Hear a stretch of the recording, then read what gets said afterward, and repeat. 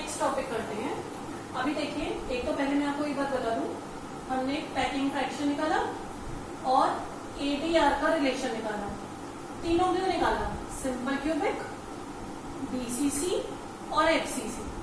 तो स्टूडेंट्स, आप इनके तीनों के तीनों केसेस में आया है, A और D में भी कुछ रिलेशन आया है और A और R में भी आया है।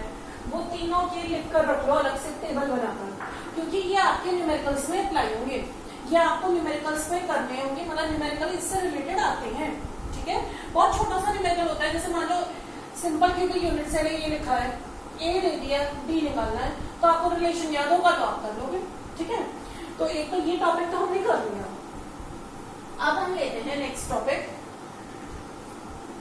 आपको मैंने बताया था दो तरीके के वॉइड पढ़े हमने, उन दोनों तरीके के वॉइड्स का एक R/R रेशियो होता है। तो अब हम वो करते हैं, दो वॉइड्स हैं, तो पहले हम ले रहे हैं ऑक्टाहेड्रल वॉइड, और ये डेरिवेशन आता है एग्जाम में, आता है ये derivation of R/R ratio for octahedral void. इसके लिए बच्चों हम क्या एज्यूम कर रहे हैं, देखो इस डेरिवेशन को करने के लिए हम ये एज्यूम कर रहे हैं, ये हमारा ऑक्टाहेड्रल वॉइड बन रहा है।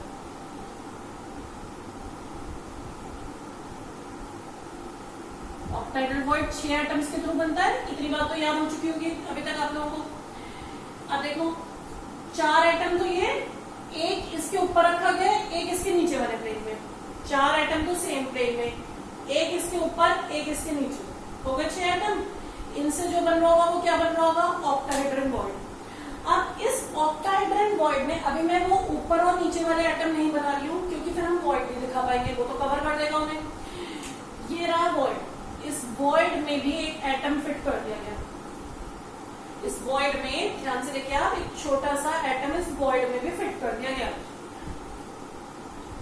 इन एटम्स को शेड कर दो। एक तो जब आप ये डेरिवेशन करोगे तो आपको थ्योरी भी लिखनी होगी कि एटम्स क्या रिप्रेजेंट कर रहे हैं। अब आप ध्यान से देखो, ये जो शेडेड एटम्स हैं ये तो क्या रिप्रेजेंट कर रहे हैं?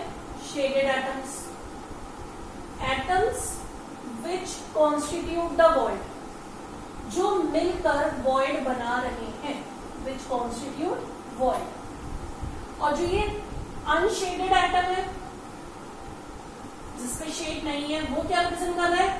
Atom which fit in the void, जो वॉइड के अंदर फिट कर दिया गया है। और वॉइड बना कौन सा है? ये this is an octahedral void, ये ऑक्टाहेड्रल वॉइड।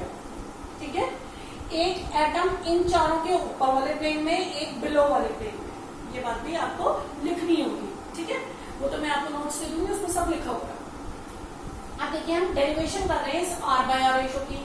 R और R क्या, ये एक्सप्लेन कर दो। कैपिटल R तो क्या है? ये शेडेड वाले एटम्स का रेडियस, और स्मॉल r है अनशेडेड वाले का। जो वॉइड में फिट हुआ है उसका रेडियस, वो तो छोटा एटम होगा, उसका रेडियस स्मॉल r, बड़े वाले एटम का रेडियस कैपिटल R। तो R और R। ठीक है, अब देखिए हम क्या करेंगे, एक ट्रायंगल बनाएंगे।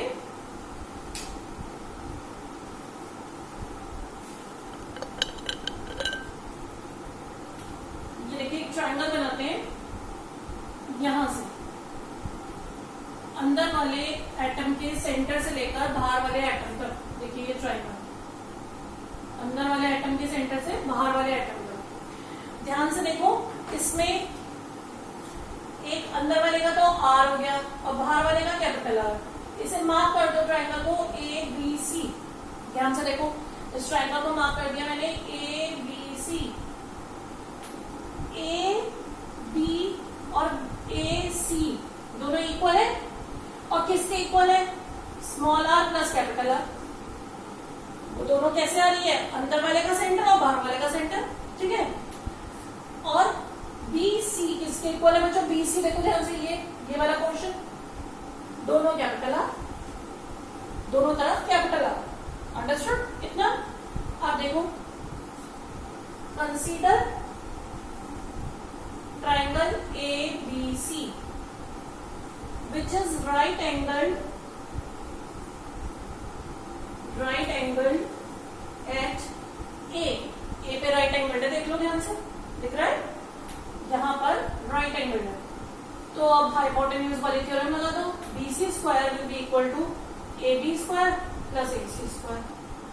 BC की वैल्यू डाल दो, ये 2R का square will be equal to R plus R square plus R plus R square.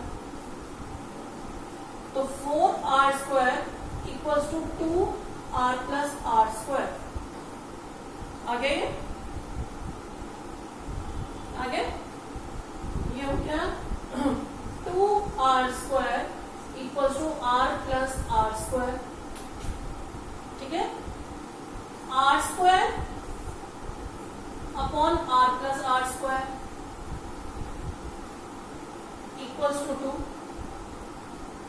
Sorry 1/2। आगे इसे इन्वर्स कर दो, R upon R equals to √2।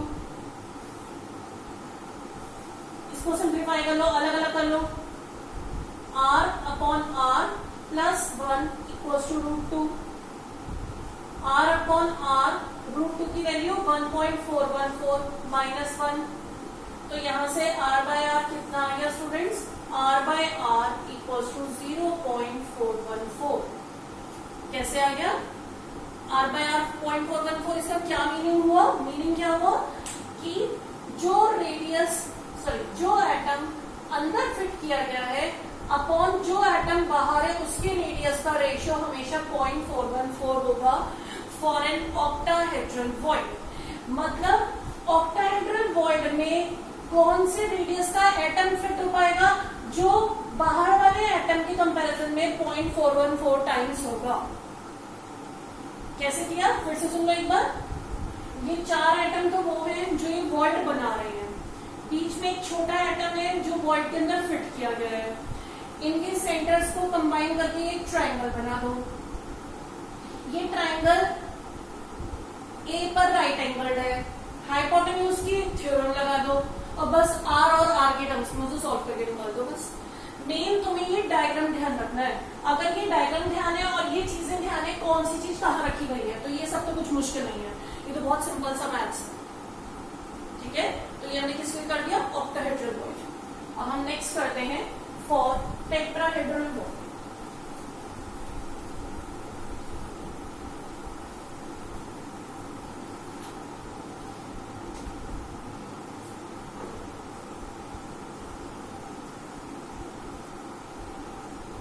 देखिए डेरिवेशंस करने के लिए स्टूडेंट्स हम वॉइड बिल्कुल वैसे नहीं बनाएंगे जब मैंने आपको समझाया था, तब तो वॉइड के कुछ और डायग्राम बनाए गए, लेकिन अब हम डेरिवेशन कर रहे हैं तो डेरिवेशन में हमें वॉइड के अंदर फिट होता हुआ एक एटम भी दिखाना है, तो उसके लिए हम डायग्राम को थोड़ा अलग तरीके से बना रहे हैं। अब हम जो डायग्राम बनाएंगे टेट्राहेड्रल वॉइड में, मेन तो आपको डायग्राम याद रखना है। डायग्राम याद रख लोगे तो डेरिवेशन हो जाएगा।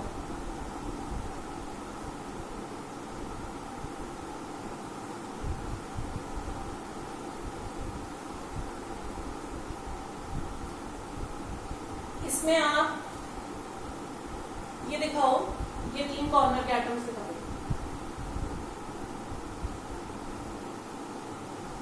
ठीक है, एक यहाँ टॉप फिल करो,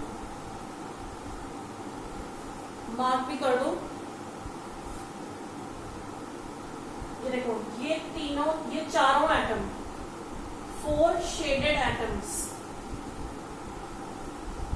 ध्यान से देखो, ये टेट्राहेड्रन जैसे नहीं दिख रहे? तो 4 टेट्राहेड्रन के कॉर्नर देखो, एक ये और ये 3 नीचे। 4 shaded atoms represent atoms which are at corners of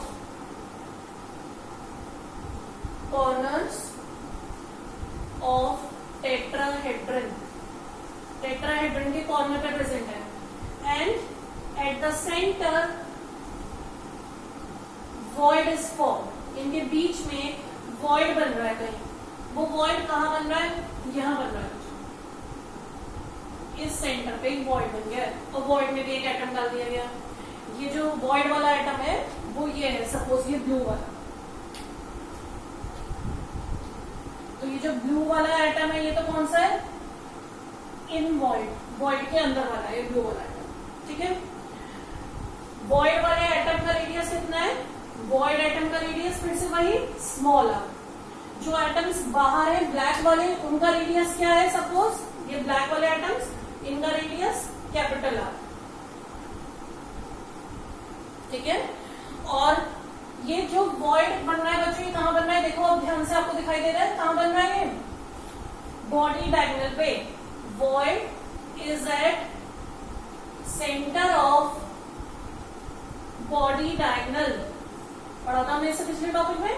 तो बॉडी डायगोनल के सेंटर पे बन रहा है वॉइड, ठीक है। अब हम वही आर बाय आर डिराइव करना है हमें। अब हम लेते हैं, बल्कि इसे मार्क कर देते हैं डी, इसे मार्क कर देते हैं सी, वही जो हम पहले वाले डेरिवेशंस में करते थे। ए बी और बी सी दोनों तो क्या है? एजेस ए। ए सी क्या है? √2a, निकाल चुके हैं पहले। ए डी क्या है? √3a, ये भी हम निकाल चुके हैं। अब आप देखो ए सी आर के टर्म्स में कितना है? ए सी पे आपको क्या दिख रहे हैं? दो एटम दिख रहे हैं, दोनों के सेंटर आ रहे होंगे। ए सी इस तरीके से, देखो ये ए सी है, तो ए सी किसके इक्वल हो गया? 2r, ठीक है। और ए डी किसके इक्वल है? ए डी को देखो, ए डी पे क्या आ रहे हैं? यहां पर भी एटम है, तो ये दो एटम तो कौन से है? कैपिटल आर वाले। और यहाँ बीच में क्या है? दो स्मॉल आर, ये तो दो स्मॉल आर, और इधर और उधर से क्या आ रहा है? दो कैपिटल आर। तो ए डी इसके भी इक्वल है 2r + r, है इसके इक्वल। इन दोनों इक्वेशंस को डिवाइड कर दो, इक्वेशन 2 और 1, डिवाइड इक्वेशन 2/1, ये हो जाएगा 2r + r upon 2r equals to A D और ए सी की वाली वैल्यूज डाल दो, √3a अपॉन √2a। यहां से क्या आ गया? r + r upon r equals to √3 upon √2।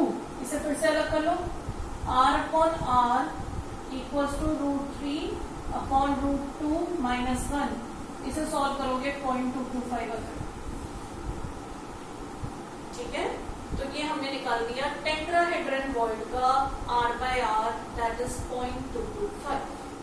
तो ये डेरिवेशन आती है एग्जाम में बच्चों करने के लिए, और ये वैल्यू भी आपको याद रखनी है, ये भी कहीं ना कहीं यूज हो जाएगी, ठीक है। तो वैल्यू तो याद रखनी है, और डेरिवेशन भी करना आना चाहिए। पैकिंग फ्रैक्शन का डेरिवेशन वैसे इतना इंपॉर्टेंट नहीं है जितना ये r बाय r इंपॉर्टेंट है, ये आता है सब, ठीक है। तो अब नेक्स्ट लेक्चर में हम कुछ आगे का पढ़ेंगे, अभी के लिए इतना सफिशिएंट है। Thank you.